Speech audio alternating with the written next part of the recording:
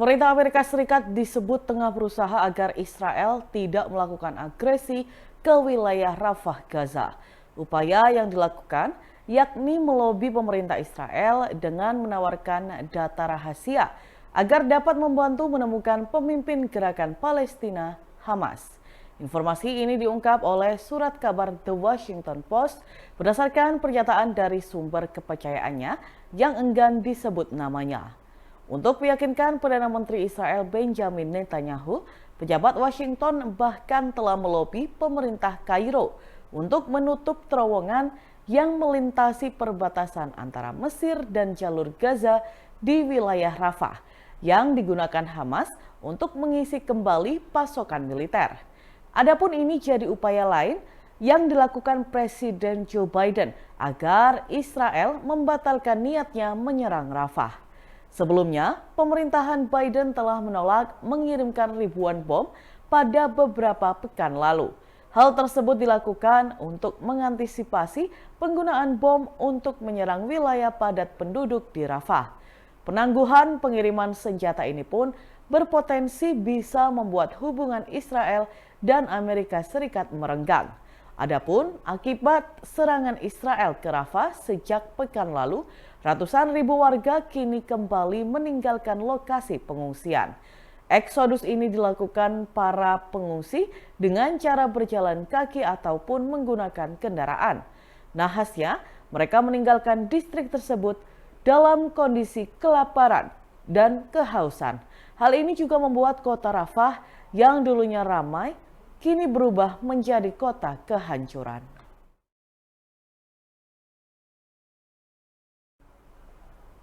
Kecelakaan maut terjadi pada bus rombongan SMK Lingga Kencana Depok pada Sabtu 11 Mei 2024.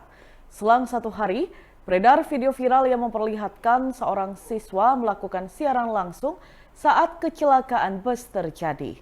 Dikutip dari Warta Kota, pihak Sekretaris Yayasan SMK Lingga Kencana Depok buka suara. Pihaknya mengaku tidak mengetahui apakah sosok dalam video viral itu adalah korban selamat dari kecelakaan bus di Subang. Ia mengatakan perlu mengonfirmasi dari guru pendamping yang berada di dalam bus tersebut. Pihak yayasan pun berjanji akan segera mengecek apakah benar rekaman tersebut diambil dari dalam bus saat tengah terjadi kecelakaan. Adapun siswa itu melakukan siaran langsung di akun TikTok @shane25. Bocah tersebut sempat menyapa warganet di dunia maya. Namun tiba-tiba situasi di dalam bus mendadak riuh dan panik. Bahkan terdengar takbir hingga suara bus dalam kondisi oleng. Dalam sekejap, situasi siaran langsung siswa tersebut langsung berubah. Siaran langsung itu tidak memperlihatkan gambar yang jelas lantaran diduga ponselnya terpental. Tak berselang lama, siswa itu kembali mengambil kamera dengan wajah menghitam. Ia mengabarkan bus yang ditumpangi mengalami kecelakaan karena remblong.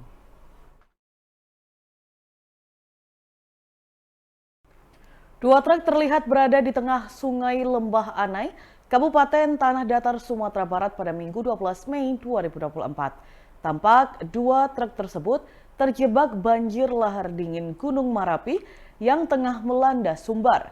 Banjir yang melanda Kabupaten Tanah Datar, Agam, serta Kota Padang Panjang, Sumbar ternyata tidak hanya menghanyutkan bangunan.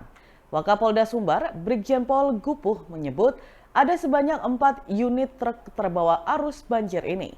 2 unit sudah ditemukan di kawasan Lembah Anai, namun 2 lainnya masih dalam pencarian.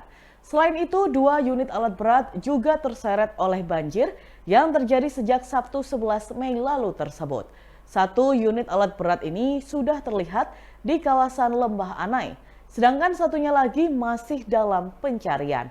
Sementara itu, mengingat kondisi jalan nasional Padang Bukit Tinggi di Batang Anai putus total, pengendara bisa memilih jalur alternatif via Singkarak atau Kelok 44. Kedua jalur tersebut menurut Kapolda Sumbar Irjen Pol Suharyono relatif aman untuk dilalui sampai saat ini.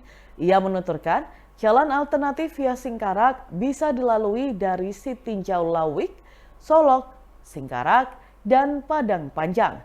Sedangkan jalan alternatif via Kelok 44 bisa dilalui dari BIM, Ulakan, Pariaman, Tiku, Lubuk, Basung, Maninjau, Kelok 44, dan Padang Luar.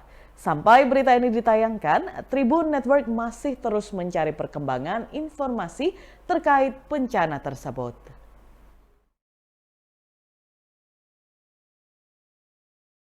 Acara pernikahan di Kabupaten Bangkalan viral karena bertabur saweran berupa kalungan uang kertas pecahan 100.000, 50.000 rupiah, bahkan berlembar-lembar uang dolar.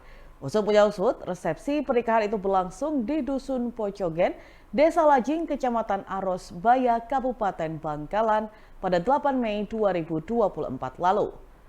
Ditemui di rumahnya pada Minggu 12 Mei 2024 petang, kedua mempelai yakni Muti Ali 26 tahun dan Fatin Hamamah 25 tahun mengaku tidak menyangka bahwa resepsi pernikahannya akan berlangsung sangat meriah.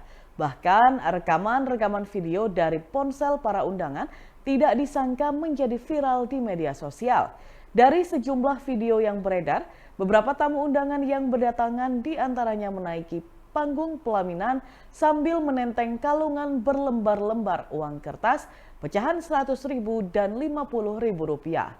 Tidak hanya berbentuk kalungan, sejumlah kerabat dari kedua mempelai juga nyawer lembaran uang kertas pecahan 100.000 rupiah, 50.000 rupiah, hingga lembaran mata uang dolar yang ditata rapi dalam bentuk buket.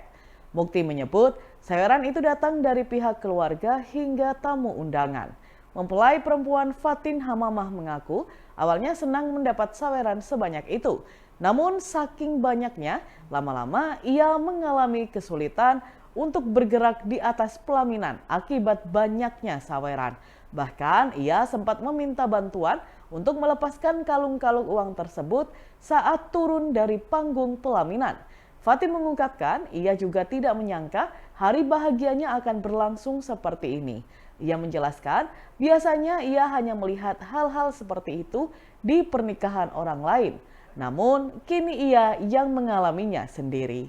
Dalam Tribunnews berikut kita simak bersama wawancara dengan kedua pengantin baru, Mukti Ali dan Fatin Hamamah. Saya kemarin itu resepsinya hari Rabu mantennya, terus nggak tahu ya kok bisa viral seperti itu. Banyak yang ngalungin, banyak yang ngasih uang gitu. Apa ini kebiasaan atau sudah tradisi? Belum tahu juga kalau di sini. Itu yang ngasih uang dari tamu apa dari keluarga atau memang dari undangan semua? Ada yang dari keluarga, ada yang dari tamu, ada yang dari undangan. Uangnya pecahan berapa aja itu yang dikalungi? Ada yang pecahan 100-an, 50 ribuan, dolaran juga ada. Oh, ada dolaran juga? Ya, ada. Kok menyangka videonya viral? Ya, nggak nyangka.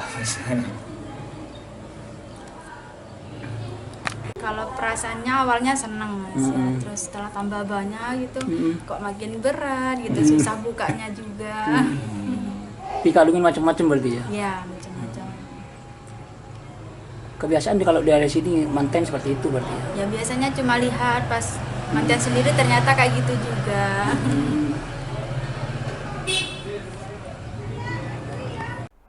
Seorang balita laki-laki berinisial MAK 3 tahun, warga Desa Blimbing, Kecamatan Rejotangan, Kabupaten Tulungagung, meninggal dunia karena dicekik oleh ayahnya sendiri, yakni RAP 29 tahun. Diduga RAP melakukan kekerasan terhadap anak kandungnya karena depresi. Menurut penuturan para kerabat, RAP dipulangkan dari Taiwan pada 1 Mei 2024 setelah bekerja kurang dari 1 tahun. Ia disebut memiliki gejala gangguan kejiwaan. Selama ini keluarga tidak curiga RAP berpotensi melakukan kekerasan fisik.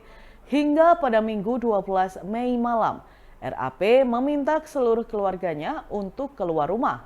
Pelaku lalu bermain bersama MAK dan menggendongnya. Kemudian pada pukul 20.30 waktu Indonesia Barat, AJ 23 tahun selaku ibu korban curiga saat mendapati anaknya tak sadarkan diri dalam posisi telentang di atas sofa di ruang tengah. Kondisi tubuh MAK juga membiru, terutama di bagian kaki.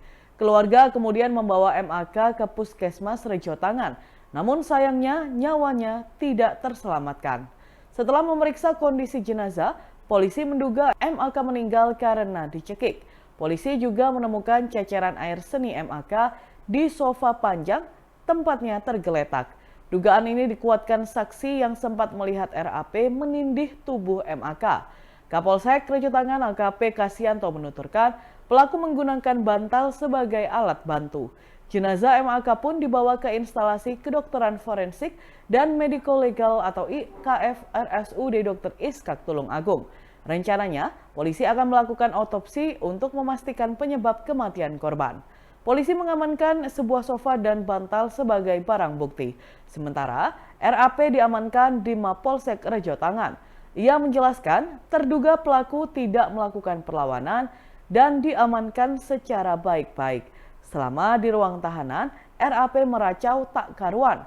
Saat ditanya, jawabannya seperti orang yang tengah berhalusinasi. Dan Tribunus berikut kita simak bersama wawancara dengan Kapolsek Rejo Tangan AKP Kasianto. Ya, ini dilakukan oleh orang tuanya sendiri karena dia juga pulang dari Taiwan, juga dipulangkan karena juga depresi, dan di rumah kurang lebih 10 hari, dan kebiasaan tidak ada tanda-tanda untuk melakukan pencegihan, sehingga pihak keluarga juga terkaget dengan kejadian di luar dugaan bahwa yang ayahnya mencekik anaknya sendiri, sehingga mengakibatkan meninggalnya si buah hatinya. Kronologisnya gimana sih? Kronologisnya seperti biasa, mereka itu bermain dengan anaknya. Nah, setelah bermain itu dia digendong, dan digendong itu dia dari keluarga itu tidak menyangka kalau gendongan itu ternyata mereka, si ayah ini ada pemikiran untuk menyekik anaknya itu. Usia berapa nih? Kurang lebih usia 3 tahun. Sempat ditindih juga atau enggak? Iya, jadi cara melakukan menurut keterangan dari saksi istri dan kakeknya, dia itu meninggal dicekik di sofa dengan tengkorak dan ditindih oleh si pelaku dengan menggunakan bantal. Sempat ada yang mengetahui dan kejadian itu? Yang mengetahui dari saksi istri dan kakeknya. Mengetahui itu ada upaya untuk menyelamatkan. Dia mengetahui setelah kejadian itu, jadi dia orang masuk tidak boleh karena juga gendong sama si pelakunya. Ternyata di dalam itu ada kejadian seperti itu. Saksi itu di luar rumah ya? Saksi di luar rumah ya. Untuk saat ini si terduga pelaku saat ini diamankan di Polsek Rejo Tangan. Download Tribun X sekarang, menghadirkan lokal menjadi Indonesia.